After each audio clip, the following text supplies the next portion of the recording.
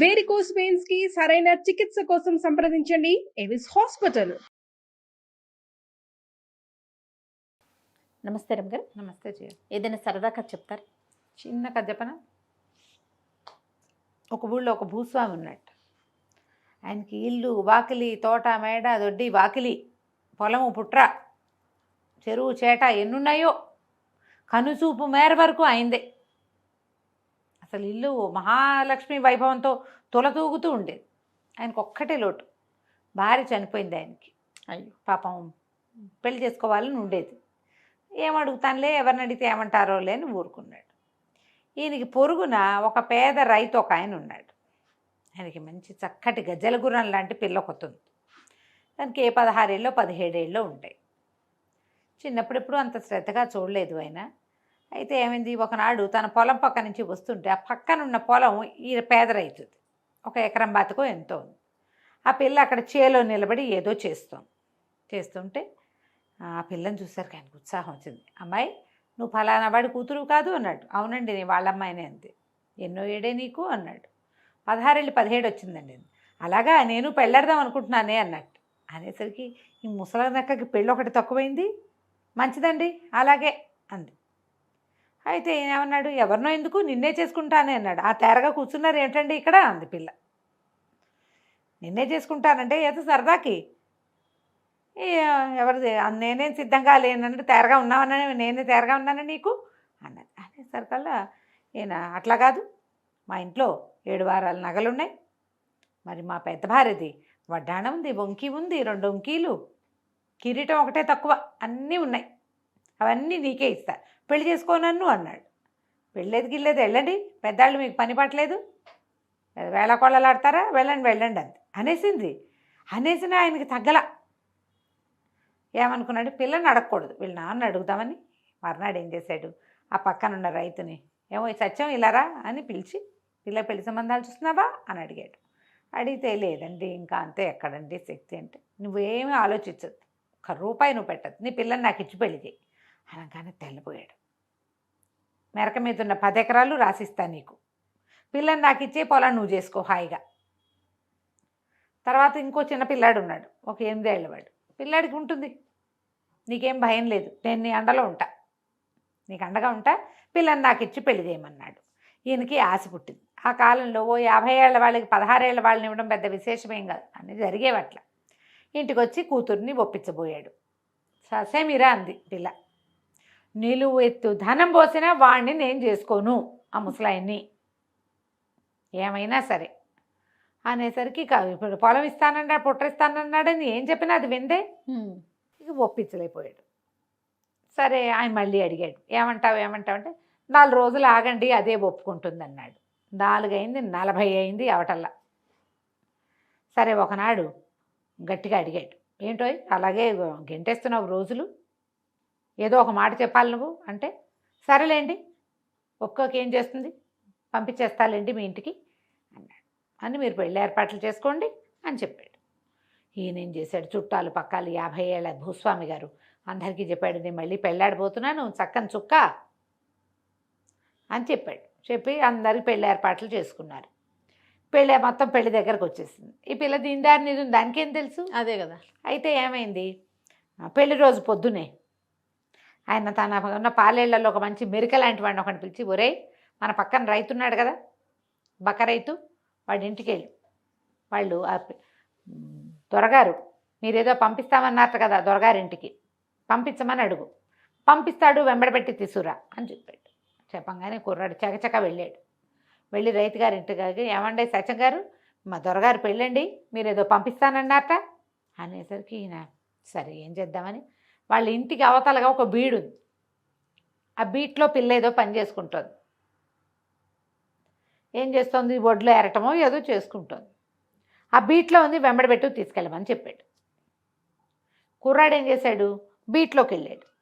ఈ పిల్ల వంగి ఏదో ఒక పీకుతోంది, ఆకులు కొమ్మలు అవి చెట్లు పీకుతుంటే, ఏమండి మీ నాన్నగారు దొరగారింట్లో పెళ్ళికి ఏదో పంపుతానన్నట్ట, ఇచ్చేస్తే నేను తీసుకెళ్ళిపోతానండి తొందరగా, దొరగారు ఊరుకోరండి అన్నాడు. అనగానే పిల్లంది, ఓహో ఇదా ఎత్తు అని, మీది నల్లగుర్ర పిల్ల ఒకటి ఉంది కదా, దాన్ని ఇక్కడ కట్టేసాం, అది అయి ఉంటుంది, వెంటబెట్టు తీసుకుపో అంది. వీడు అటు ఇటు చూస్తే ఆ బీట్లో ఓ పక్కన ఓ చిన్న కట్టుకోయకి కట్టేసి ఒక గుర్ర పిల్ల కనపడింది.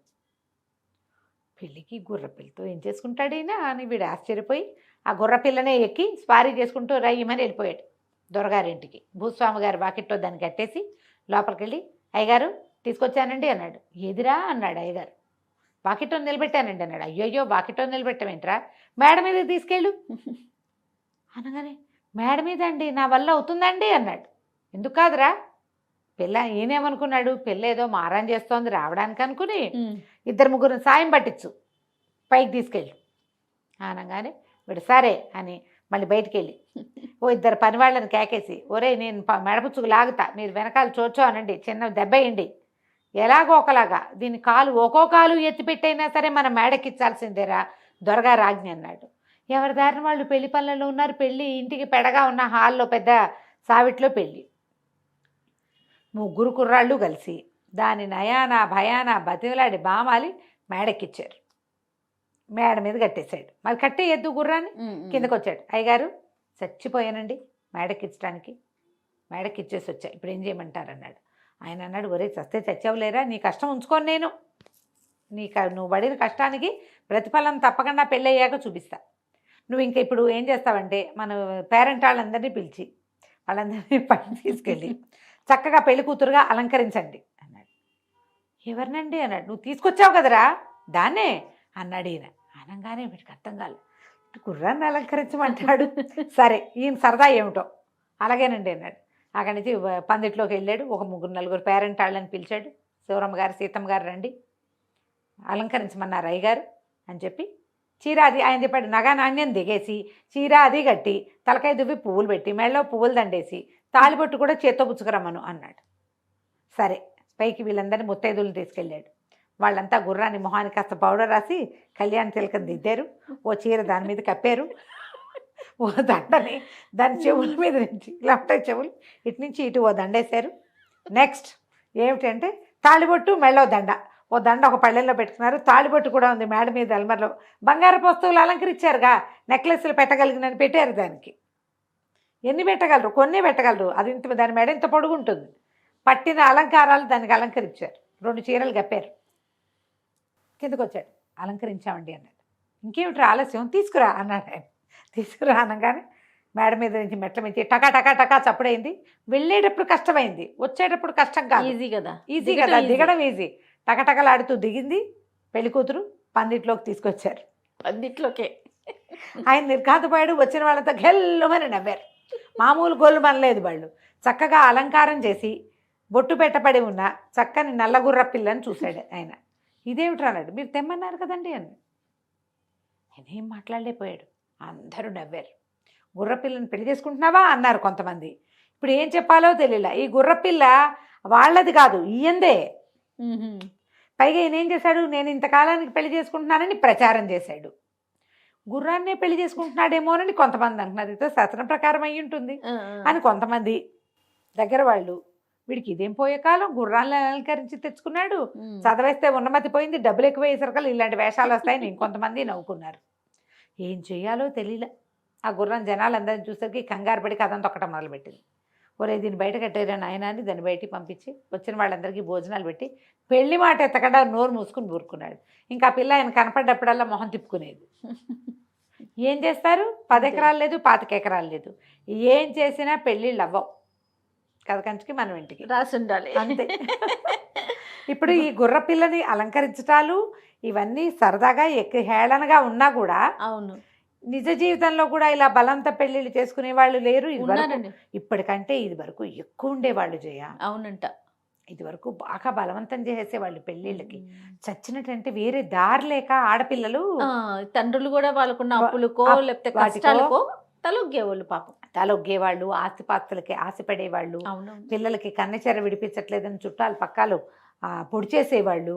అందుకని ఇట్లా బలవంతంగా 30 ఏళ్ళు 40 ఏళ్ళు గ్యాపులతోటి పెళ్లి చేసేసేవాళ్ళు. పాత కాలపు కథ ఇది. అవును, ఇది వరకు జరిగేవి. ఇప్పుడు అమ్మాయిలు వాళ్ళంతటి వాళ్ళే పెద్ద ఏజ్ వాళ్ళని పెళ్లి చేసుకుంటున్న సెలబ్రిటీలను చూస్తున్నాం కదా మనం. కదా, ఇంత గ్యాప్ అంటాం. మామూలుగా మనం పెళ్లి సంబంధాలు చూడాలంటే ఏం చేస్తాం, 2 years 3 years మించి ఉండకూడదు. మనం సెలబ్రిటీస్లో 10 ఏళ్ల గ్యాప్ ఉన్న పెళ్లి కూతుళ్ళని చూస్తున్నాం. అవునండి, అవును. వాళ్ళు ఏం ఆలోచించేసుకున్నారు, వాళ్ళకి ఎందుకు లేదు జనరేషన్ గ్యాప్? అది జనరేషన్ గ్యాప్ వాళ్ళకు కూడా ఉండాలి కదా. వాళ్ళు బాగానే కనపడుతున్నారు. అవునవును, అవును. కదా? సంఖ్య అయితే ఎక్కువగానే ఉంది. నా సంఖ్య ఎక్కువగానే ఉంది. వాళ్ళని ఆదర్శంగా ఎవరు తీసుకోవటంలా. 5 ఇయర్స్ మ్యాక్సిమం, అంతకంటే అవును, గ్యాప్ ఉండకూడదు. అవును. జనరేషన్ గ్యాప్ వచ్చేస్తుంది అనుకుంటున్నారు. ఇది వరకు ఏమీ ఉండేది కాదు జయ. 30 ఇయర్స్ గ్యాప్ వా. చాలా సహజంగా ఉండేది నిజంగా. రైట్ రామ్ గారు, నమస్తే. నమస్తే జయ.